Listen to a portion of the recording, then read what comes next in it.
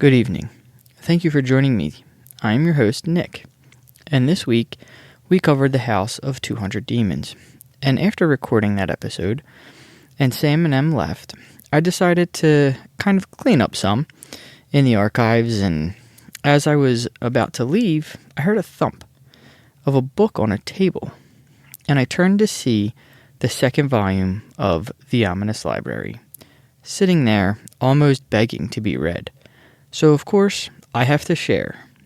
So grab a blanket and settle in to your favorite seat as I tell you the story of the Demon House. In 2014, the house was still unsold.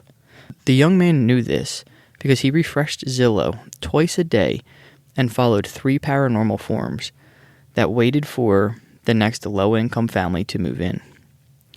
Rumor had it that someone with money was circling. Someone with a television show. Someone who would arrive with permits and cameras and a crew. If there ever was a moment for him to be the first person to catch a ghost or a demon on film, it was now. He needed footage before the place was cleaned up, branded, and turned into a content with theme music. The House of 200 Demons did not belong on cable television. He parked at the base of the hill just after midnight and checked his equipment one last time. Infrared camera, audio recorder, phone on silent. As always, with 11 unread messages he would answer later. Spare batteries and SD cards were in his pack. He wore black gloves, not out of superstition, but because he didn't want fingerprints if the cops showed up. The house did not look impressive. That disappointed him. It was small, squat, ordinary. The kind of place no one would glance at twice if it weren't sitting alone on a hill like a bad memory. Its windows were dark, crossed with faded 2x4s. The dirt white porch sagged as if one more great weight would finish it. Perfect, he muttered, pulling out a small tool to pick the lock. The door was already unlocked.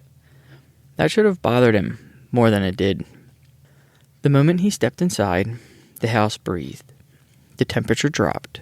The air thickened. The wood beneath his boots tightened, like a muscle remembering strain. The door slammed behind him. He turned and grabbed the handle. It did not move. He laughed once. Short, nervous. Okay, he said. Let's fucking go. He reached for his phone and recorder. Relief surged, then died. The phone had no signal. His camera, however, was already recording. He frowned.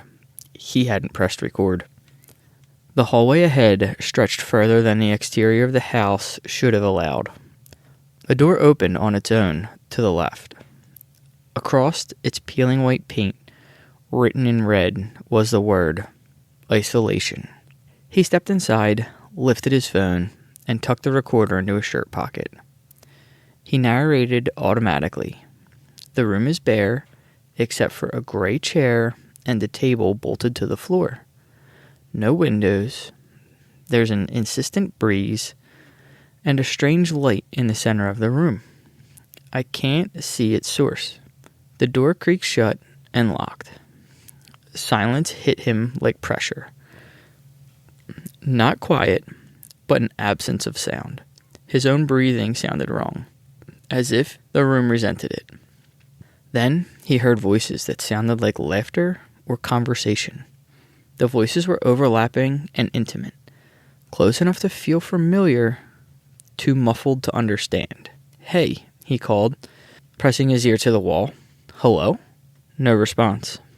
The wall smelled like an infected ulcer. The voices sharpened without drawing nearer. A birthday song, clapping off beat, the sound of belonging. He suddenly felt profoundly alone. He frequently filmed abandoned places alone because other people found it too hard to believe. Community and friendships required too much maintenance, and isolation had always felt stabler, until now. The voices stopped, all at once. The chair scraped backwards towards him, and he sat, In the corner stood something darker than a shadow. The air folded around it. A voice existed suddenly inside his head. Who sits alone? My name is... His voice shook. I'm Ethan. A name spoken without witnesses. The voice said, is a sound with no anchor. You stepped away so no one could reach you. But when danger comes, distance is not protection. A man alone cannot be saved. The shadow withdrew. The lock clicked. A horn-like note boomed deep in the house. The next door opened, and Ethan stood up and walked toward it. He read a word painted in red across the door. Sacrifice. The room was warm. A low altar stood in the center, and a shallow, empty bowl rested in the middle of it. Something of value. A mysterious voice crackled from his recorder. Something you need. You're kidding, Ethan said, lifting his camera to face him directly. You heard that, right? He asked an invisible audience. His pockets felt heavy. Wallet, phone, SD cards. He dropped the spare SD card in the bowl. Nothing. Grinding his teeth, he removed the main card that he would be recording on and placed it inside the bowl. The altar began to bleed. Red fluid shot from the center of the bowl, splashing droplets across Ethan's face. The door opened. The horn sounded again. Louder, warped. The next door read, Nature.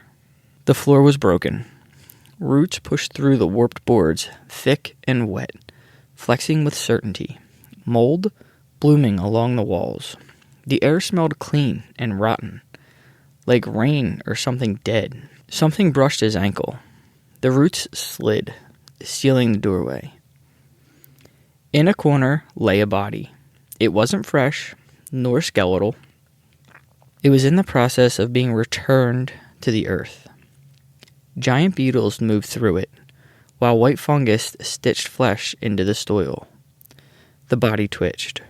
You record endings, a voice that slithered from the roots said. We make them useful. You build names from watching. We remember what feeds us. What will you feed us? His hands shaking, Ethan removed his recorder from his pocket, then his phone. He threw both of them on the ground, where the roots hungrily coiled around them, and moved away from the blocked door. It swung open, and Ethan saw the name on the next door. History. The horn sounded again. The room was layered with repairs. Names and dates carved into beams, tally marks ending, midline, old prayers written again and again, sometimes backwards. Then he saw a horrific abomination. It clung to the ceiling corner. It appeared only slightly humanoid. With unnaturally long limbs bent backward and split hooves fused to the cracked ceiling. It turned its head sideways as it stared at Ethan.